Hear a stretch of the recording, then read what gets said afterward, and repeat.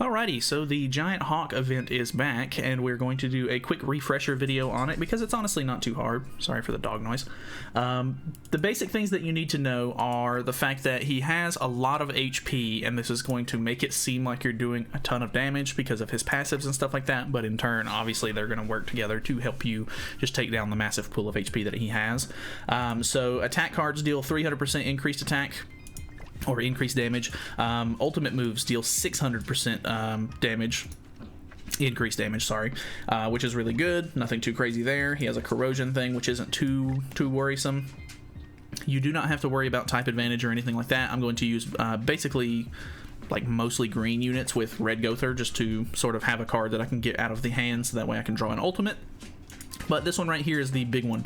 Increases all allies' attack by 150% at the start of the allies' turn if the hero does not take damage. Stacks twice. So that is going to be the one that you're going to end up getting most of your damage from. This is the team that I'm using. Nothing too crazy, honestly. It's very free-to-play friendly, I guess. You literally can get all of those characters either...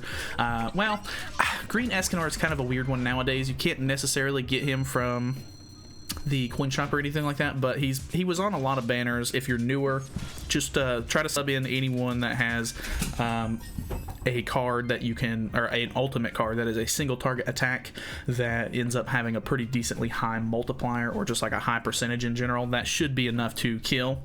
Obviously, I'm using a very free-to-play team, so if you have like the new Meliodas or anything like that, you'll be able to deal a ton of damage with him. Or even if you have the one Escanor, he's also really good for it because his ultimate hits twice. Obviously, I'm just going to be using characters that are a little bit more easily accessible.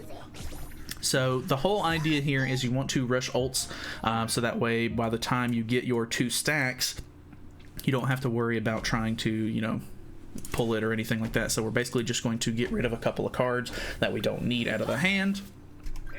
We are going to ultimate on this next turn right here, so that way we can kill, because it's going to do a ton of damage, and then we will basically just rush. If possible, you need to try to get 2 ultimates going into phase 2, so that way you can actually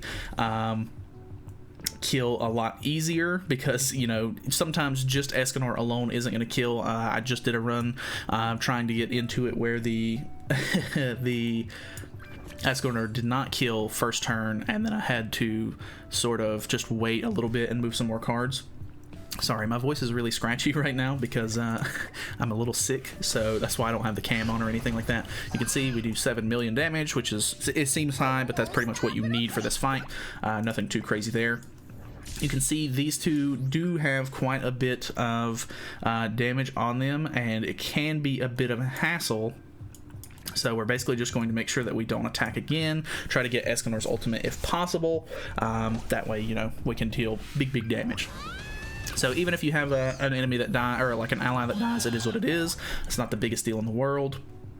So we will move this. We will get rid of that because we are attack sealed. We can upgrade on Escanor for whatever reason, and then we're pretty much good to go at that point, because, you know, Escanor is going to draw his ultimate if hopefully the other 2 characters don't die here. Obviously, like I said, if you have better units, like some of the better festival units or anything like that, feel free to use those because they're going to, you know, help you out a ton. But just for a little bit more, you know, free-to-play sake, this is just what I'm using. So you can also bring in somebody that will remove stances, because if you don't know, the stance is pretty hefty. Heals diminished HP by 15% at the start of the next turn, and, you know, it's just going to help him heal up a lot if you don't end up killing. So we have 3 ultimates here going in. Nothing too crazy. We should be able to kill no problem.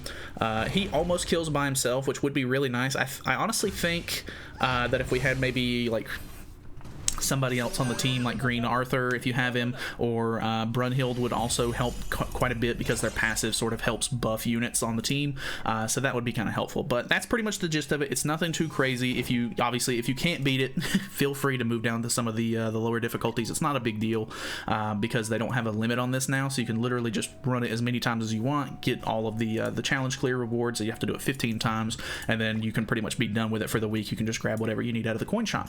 So that is pretty much it. Thank you guys so much for watching. Hopefully you guys enjoyed the video. Feel free to subscribe if you have not already, and I will see you guys in the next one.